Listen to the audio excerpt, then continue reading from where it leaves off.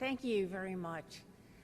I just had a couple of remarks I wanted to make about the current increase in cases, which are about 90% Delta variant. Again, this variant is much more transmissible. It goes very quickly from person to person. It causes you to become infected much more quickly within a matter of days rather than a week or longer. And so, not surprisingly, it's making a beeline for unvaccinated individuals. The good news is that vaccines do work.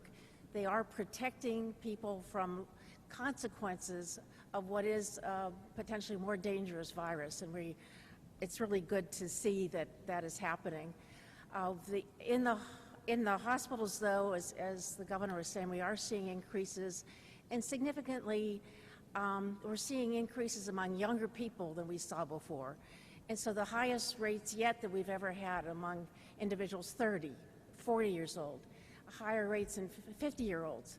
And so these are younger people than were hospitalized before, and I think that's, again, a reflection of the fact of the most vaccinated population are older adults here in Georgia, and that we need to talk to our family and friends about the importance of vaccination. We have not continued to push to offer vaccines everywhere we can. I fully believe that it isn't going to a vaccination site that's going to motivate somebody, but having family, friends, your church members, having the opportunity to be vaccinated at the time you're doing other activities like grocery shopping or going to a farmer's market is when people will make that decision ultimately. And also engaging with primary care providers around the state, and we are working with them to ensure that they are able to offer vaccinations in their offices, and most importantly, counsel about the vaccine when their patients come in to talk to them and ask them questions. We actually had several events this weekend which were very, very productive. In DeKalb County, there were some incentive vaccinations there, along with sports stars, and over 1,100 vaccines were given out at that special event. In Savannah, there were special events around the farmers market and an arts festival, Say Yes to the Vaccine, which is a partnership that we're doing throughout the state with Home Depot. It was in Savannah this weekend, will be in Athens soon, and at the aquarium here in Atlanta. And people walked up, talked about the vaccine, walked away, walked back, and decided afterwards to get vaccinated. And they said it was easy, and that was one of the barriers that they had said was there before, that it wasn't easy. I didn't want to make an appointment. I didn't want to take time out of my day. I was there shopping anyway. And so you made it easy for me. I'm going to get vaccinated. And we're going to continue to do that throughout the state, even as we roll out increased testing. And the testing is a really important part of where we are now.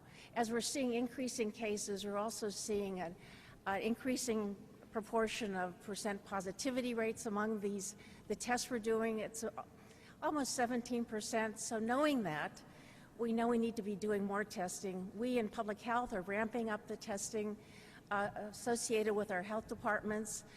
We also are going to be offering to the hospitals to be co-located with them to offer testing as well, to ensure that they don't get overwhelmed with people coming in to be tested or with mild symptoms that would be better served just getting tested by public health. We want to do everything we can to keep people away from emergency rooms that are overwhelmed right now, if they don't need to be at the emergency room, not only for treatment of COVID, but for many other things that happen every day in the emergency room, from heart attack, stroke, or trauma. So we're working with the hospitals and want to reassure everyone, because I know that some areas have not had easy access to testing. In the coming week, we are making that easier throughout the state.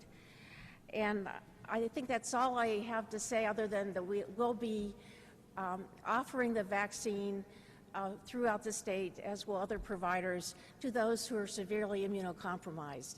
That was the only expansion that the FDA, CDC, and their there's advisory group made that last weekend, actually. So ACIP said that it's just those who are severely immunocompromised, either because of medication, because of severe HIV disease, because of cancer treatment or organ transplant.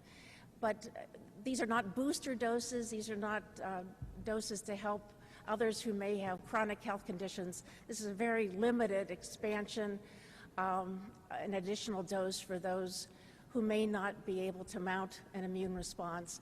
We are anticipating that by the fall there will be more information about booster doses, and we'll keep you informed of that when that happens. So that's all I have for now. Thank you very much.